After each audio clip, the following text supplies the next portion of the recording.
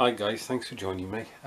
As the wife is out the house at the moment, I thought it'd be a good time to show my stash update of kits that I've managed to buy with money that was given me over Christmas by my dad and by my mother and father-in-law. Thank you very much.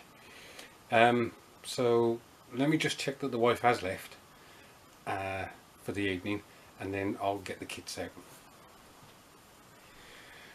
Right, so let's get on with it. So the first kit is this one from Hasegawa.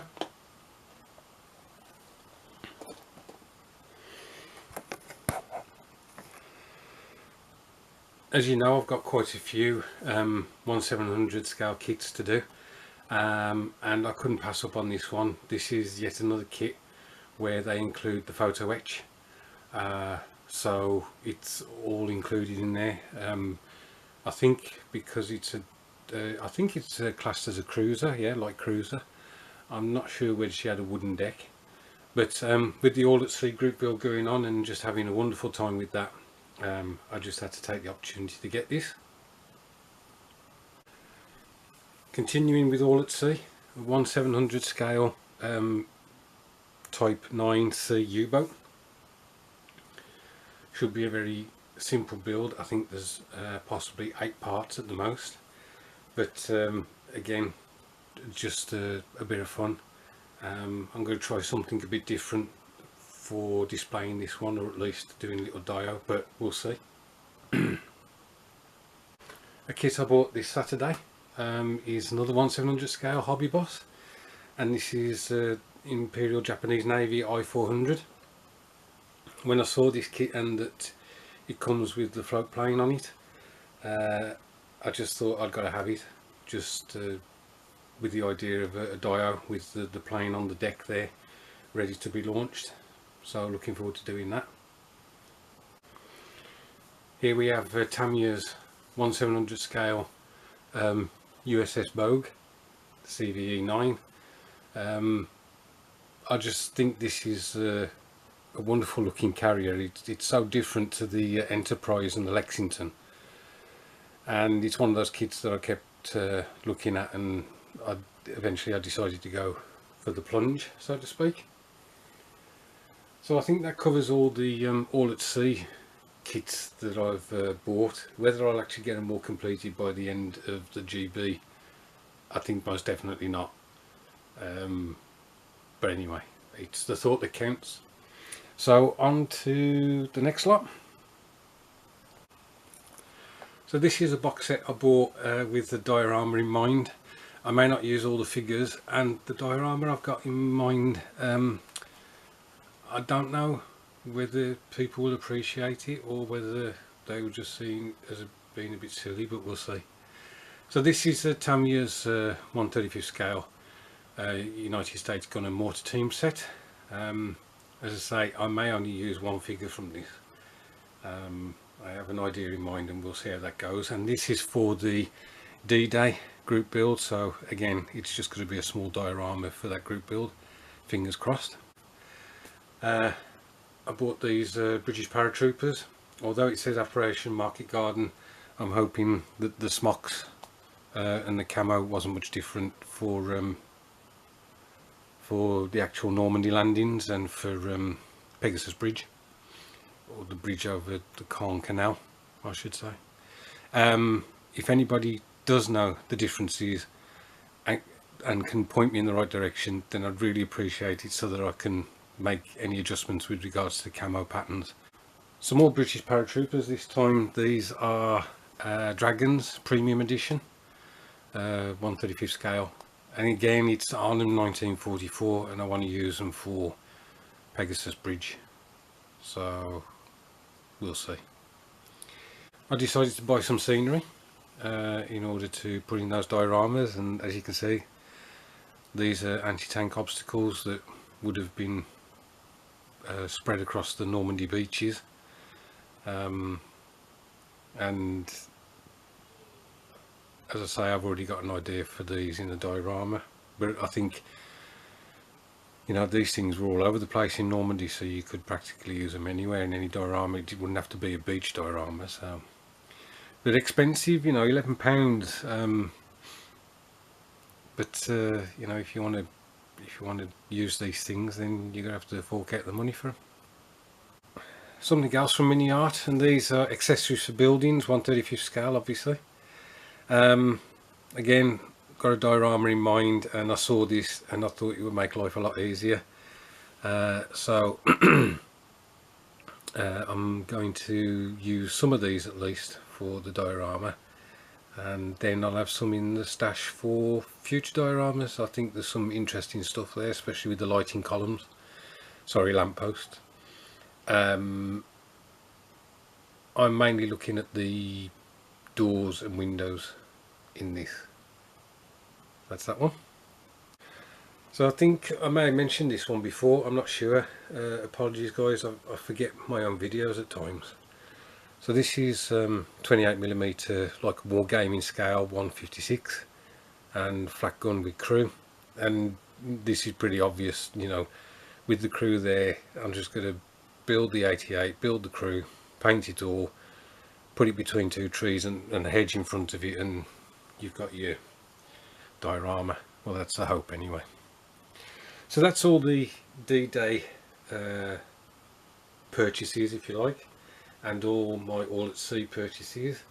I've just got 4 others to show, and that will be the end of the stash review, so I'll just get those now. So here's the first one. This is because it was reduced by £6, 1/48 scale Fokker D8. I just had to have it. The fact that it hasn't got much rigging, I think will be a good introduction into 1/48 scale aircraft, which I'm hoping to move into, even though I think I said in a previous video that I was getting rid of some. I'm now stopping that now, and will mainly concentrate on 1/48, I think. And because I bought that one, I then had to buy this one. So there we go, the famous Fokker. Actually, I thought it was going to say DR1, but it says F1, which is interesting. I wonder what the difference is. Don't know. This is a weekend edition, so it hasn't got as much detail as the one I showed you previously. That was the one previously was a Profi pack. So they give you, I don't know, they'll include masks. There'll be several decal options. There'll be some PE in there, I think, that sort of thing.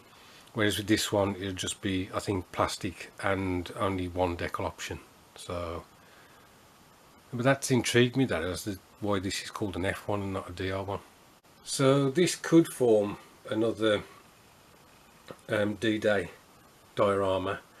It's the 1/35 scale SDKFZ 251/1 AUS D.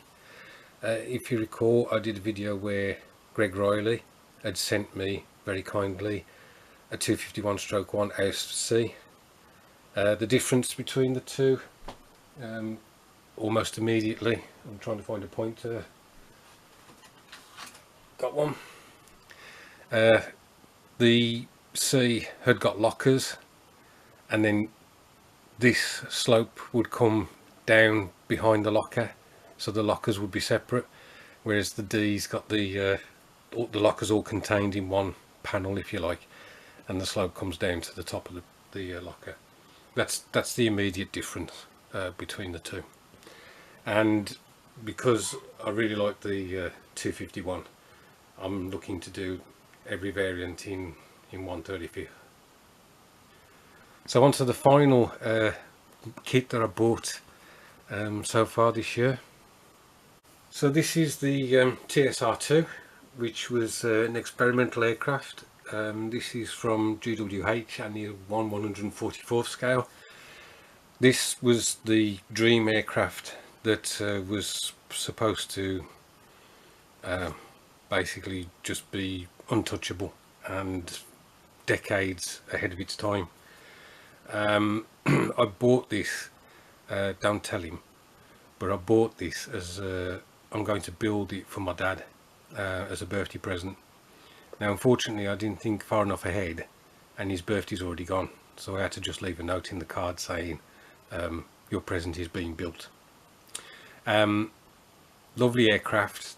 Where I volunteered, RAF Cosford, they have one of these, and whether it would have done what people said it could do, I don't know.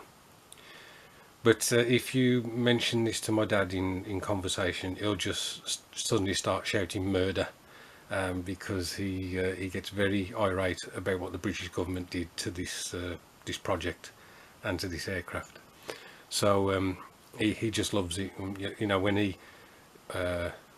was growing up, it was the thing, and so he loves this aircraft, and I don't think he's ever had a model kit of it. So I'm hoping to do a good job for him and pass this on to my dad. So there you go. There's quite a few kits there, quite a bit of plastic. I think I've done the video quick enough so I can get it all put away before the wife gets back. So I did say that this was the final kit. That is a bit of a porcupine, because all the kits have been stood up against one other kit that I got very recently, and I've never bought this type of kit before. It's the first time, and I will turn it round so you can see what it is. So there we go, guys. It's the Star Trek anniversary set for 50th anniversary. This was reduced at Mike's Models. It should have been £60 and it was reduced to £35. Now,